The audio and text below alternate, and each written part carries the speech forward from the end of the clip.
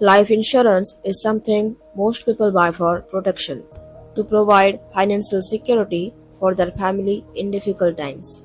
But today, a large part of this industry is no longer just about financial safety. It's becoming a major investment tool for hedge funds and private equity firms. Behind the scene, a quiet and powerful shift is happening worth over $700 billion. Let's understand what's going on and how hedge funds are making money from life insurance in ways most people never notice.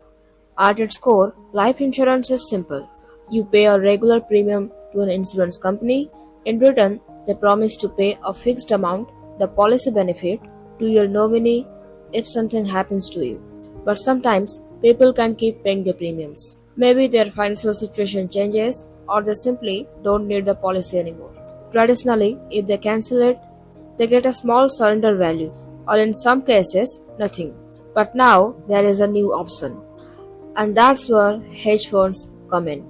Let's break down how hedge funds earn from what's called the life settlement market.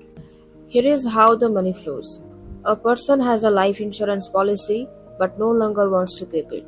Instead of canceling it, they sell it to an investor, often a hedge fund, for a lump sum. This amount is usually more than the surrender value but less than the full benefit. The hedge fund becomes the new owner of the policy.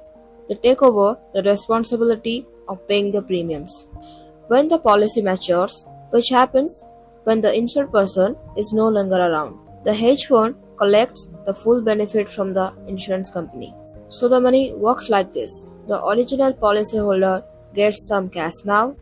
The hedge fund waits and earns a much larger payout later. The insurance company pays whoever owns the policy at that time.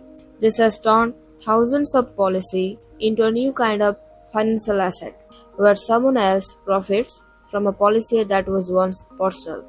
Now, why are hedge funds so interested? Three big reasons. First one is predictable returns. Every policy has a timeline. It may take years, but the final payout is usually guaranteed. Second one is no stock market risk.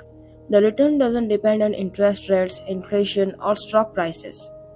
It's not linked to market. Third one, high returns. Compared to government bonds or corporate debt, this offers long-term profits. And this isn't a smallness anymore. According to Corning and Co., the life settlement market is now worth over $700 billion. Firms like Blackstone, Apollo, and Fortress Investment Group are buying huge portfolios of policies silently and strategically. But they are not just stopping at policies. Some hedge funds are now going one step further. They are buying entire life insurance companies. Why? Because insurance companies collect premiums from millions of people. This creates a large pool of money called float. Funds are collected but not yet paid out. So the money flow looks like this. You buy your policies and pay your premiums. That money sits with the insurance company sometimes for decades. When hedge funds own the insurer, they also control the float. That float is then invested into high return financial products, private debt, infrastructure, real estate loans, and more. The returns go to the hedge fund's investor, not to the policyholder. So, in effect, your money paid as a premiums for security is being used by financial firms to earn profits years before any claim is ever paid. It's a long term, low cost capital source for them. But most policyholders have no idea where their money is being used. This financial model has clear winners. Hedge funds get long term capital and predictable returns. Investor receives profits from a steady asset. Insurance companies reduce risk by selling policies or ownership. But on the other side, policyholders might lose control over who manages their insurance. The original purpose, protecting families, get replaced with profit goals. The system becomes complex and less transparent. While some seniors benefit by selling policies they no longer need, the entire system now operates more like a Wall Street portfolio than a personal protection plan. Life insurance was created with a simple idea to help people support their families when they no longer can. But today, it's part of a much larger financial system.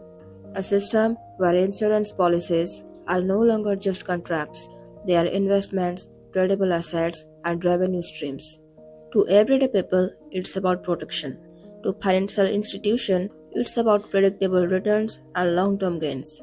This doesn't mean the system is wrong, but it does mean we need to look at it with open eyes.